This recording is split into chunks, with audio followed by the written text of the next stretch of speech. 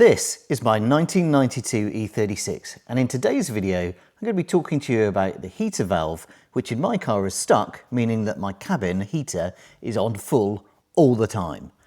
Let's get to it. So in my case, the failure mode is that if I use this heater control here to adjust the temperature, nothing happens. The car is effectively permanently set to the maximum heat, irrespective of where this is. And the only way I can comfortably drive the car in the months that I drive it, which is April through to October, is by basically having the fan off, so no heat comes through the heater matrix. But clearly something's not right, and it's a valve that's in the engine. Go through here. What we've got down here at the back of the block, mine's a 6-cylinder car, and we've got this, the heater valve. And the job of the heater valve here is to prevent or to control the flow of water from the block when the engine's running through into the heater core, which heats the cabin. When these fail, they fail open, and that's the problem that we've got here, is that this one has failed and is letting water in all the time, so it can't control the flow of water.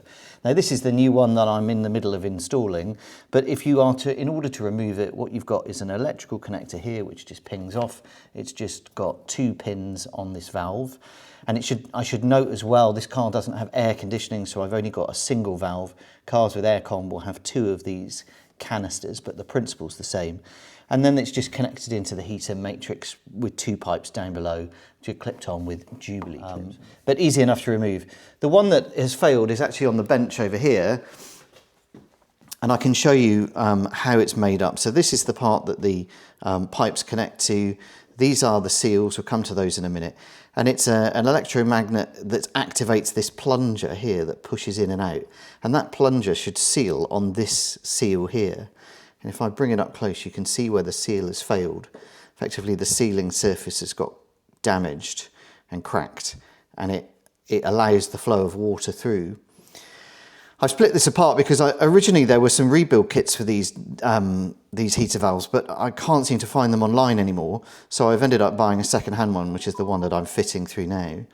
But if those rebuild kits were available, my understanding is they contain new seals and a new one of these new plungers. And it's a shame, that I'm pretty sure this electrically works, but it just doesn't stop the water flow.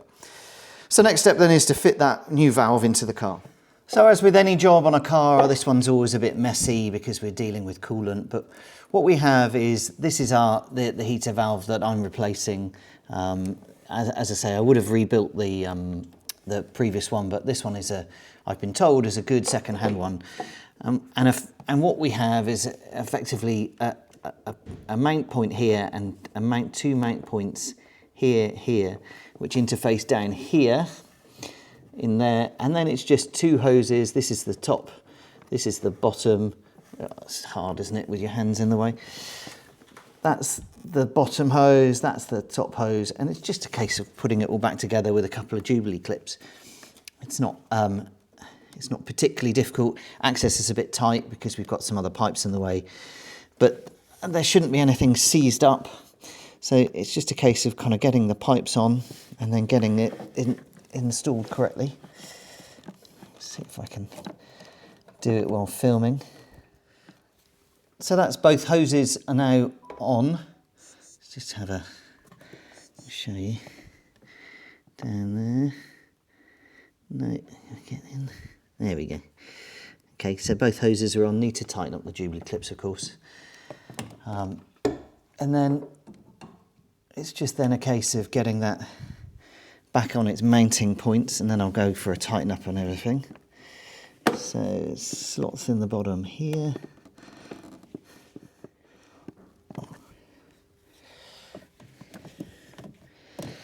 So we need about 5 hands.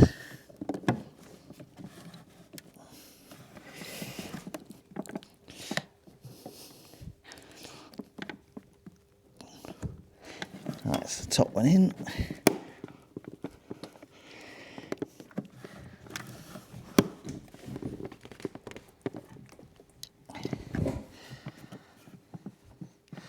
That was a bit harder than I was expecting, but got the clipped in at the back properly, so that is now nice and solid. Just had to take the bottom hose off to get it in properly. Put that back. Oh no, it's popped out again. Right, that's all together. Then it's just a case of getting these Jubilee clips in place and tightening them up. Thing to note though as well, you'll lose quite a bit of coolant when you're doing this job. So as I have, good to have a tray underneath just to catch it all, stop it all going over your floor. And obviously you'll need to replace it or reuse it when you come to the next step, which we'll get to in a second.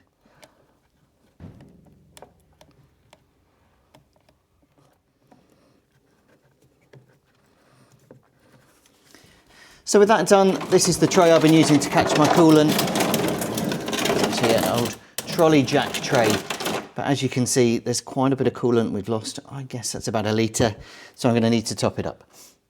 So there we go guys, that's how to change your heater valve on your E36. Don't forget to top up your coolant like I'm going to do in a second, and make sure you bled the system through to make sure it's all that water loss from the heater core has gone back into the heater when the car's running. I hope you found that video helpful. If you have, let me know, send me a comment, hit that like, tell me about your E36. I'd love to hear more about you guys in the cars you drive, and I look forward to coming to you in a new video very soon. Thanks and goodbye.